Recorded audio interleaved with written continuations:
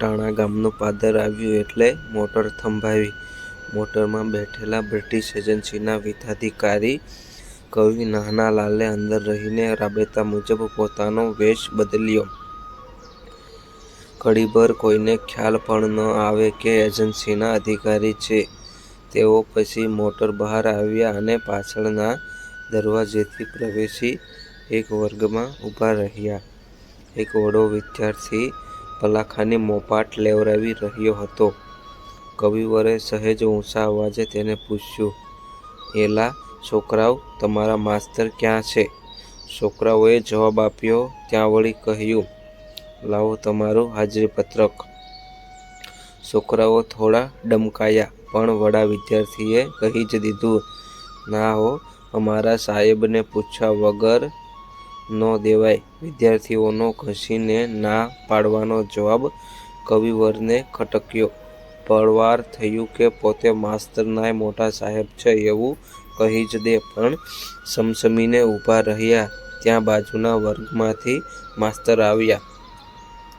તેમણે આ કવિવરને માથાથી પગ લગી જોઈ લીધા, પણ ઓળખ્યા નહીં. "લાવો તમારું હાજરીપત્રક." સામે માસ્તરે પ્રશ્નાર્થ ભરી કવિવરને તોફ્યા. "હું આપને ઓળખતો નથી, એમ હાજરીપત્રક ના આપી શકું." કવિની કલ્પના બહારનો જવાબ હતો. નહોતું કહેવું છતાંય કહેવાઈ ગયું, "તમે મને ઓળખતા નથી?" માસ્તરે જવાબ આપ્યો, "હાજી, હું આપને ઓળખતો નથી." સામે કવિરાજે કડકાઈથી કહ્યું, "આ તમને ભારે પડશે, સમજો છો?" વિદ્યાર્થીઓ ગોકીરા ઉછાળે. માસ્તરે ખુમારીપૂર્વક જણાવી દીધું, "વડીલ, જ્યાં સુધી અમારા ખાતાના વડા નહાનાલાલ કવિ બેઠા છે ત્યાં સુધી અમારો વાળ પણ કોઈ વાંકો ના કરી શકે." કવિવર સ્તબ્ધ થઈ ગયા. વર્ગખંડમાંથી નીકળી તપેલા તાપમાં છબછબિયા બોલાવતા મોટર પાસે આવ્યા. વળી મોટરમાં બેસી વેશ બદલ્યો. વિત્તાધિકારીએ તો નોકરી ફરજ હતી, બાકી તો તેમના હૃદયમાં સૌંદર્યનું ઝરણું ખળખળતું હતું. તેઓ સૌંદર્યના કિમિયાગર હતા. કવિએ શબ્દ પાસેથી લીધેલું કામ અપૂર્વ રહ્યું છે. ભાવની કુમાશ, ભાષાની કર્ણમધુરતા, ગેયતા, પોષક લાલિત્ય, ઊર્મિ એકાગ્રતા, રસની સઘનતા અને મોહકલ્પના વિલાસ. કવિવર અવારનવાર પોશાક બદલી દેશી શાળાની મુલાકાતે જઈ અસલિયતને પારખતા.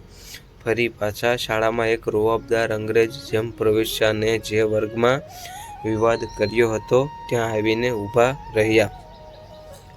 શિક્ષક અને વિદ્યાર્થીઓએ ઊભા થઈ નમસ્કાર કર્યા, પણ માસ્તર એકીટસે સામે જોઈ રહ્યા. મુખારવિદ આંખોમાં કેદ થયેલું હતું. તે ચબકારો થતાં વાર ન લાગી. "અરે, આ તો હમણાં આવ્યા હતા તે, પણ સમય વ્યતીત કરવો પાલવે તેમ નહોતો."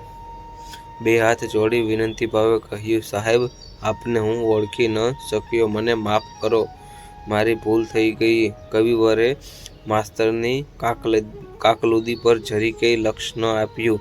મોં ફેરવી વર્ગની તપાસણી કરવા લાગ્યા.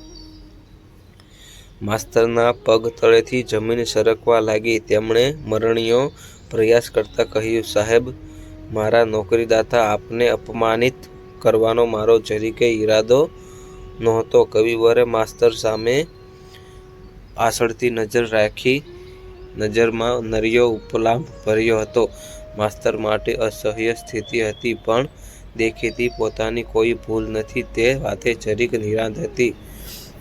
બાકી જે થાય તે જોયું જાશે. વર્ગ તપાસણી કરીને વિત્તાધિકારી કવિ નહાનાલાલ ગયા. માસ્તરને ઊંડે ઊંડે પણ મનમાં ફડક બેસી ગઈ હતી. આ કવિ નક્કી પોતાને પાણીછું પકડાવી દેશે. વળી તેમની કડકાઈ પણ જગજાહેર છે. તેમાં પાછું હાજરીપત્રક આપવાની ના પાડી, તેમાં હળહળતું અપમાન થયું. એવું સમજે છે એટલે પગલાં ભરવા કસર નહીં છોડે. મૂળિયાં ઉખેડી નાખશે. ઠીક છે, પડશે એવા દેવા છે. છેલ્લે તો એબુય ધારી લીધું, ડેલી ગઈ તેલ પીવા. ગામના ચોરે જઈને પથારી કરીશું. બીજા રાજમાં માસ્તરગીરી કરીશું. બીજું શું? આ ઘટના પછીના થોડા દિવસો બાદ એક ટપાલ આવી. એમાં લખ્યું કે અમારે રાજ્યમાં આવા નીડર ને પાણીદાર માસ્તરની જ જરૂર છે. તમારી આવી ખુમારીને નીડરતાની કદર કરવામાં આવે છે. કદરના ભાગરૂપે તમારો પગાર ₹12 હતો તે વધારીને ₹20 કરવામાં આવે છે. વિધાના અધિકારી પોતે માસ્તરના મોટા સાહેબ છે એવું કહી જ દે છે. તો મિત્રો, તમને આ વિડીયો કેવો લાગ્યો તો કોમેન્ટમાં જરૂર જણાવજો. ચેનલમાં નવા હોય તો ચેનલને સબસ્ક્રાઈબ પણ જરૂરથી કરજો. મળીએ પાછા બીજા વિડીયોમાં. ત્યાં સુધી આવજો.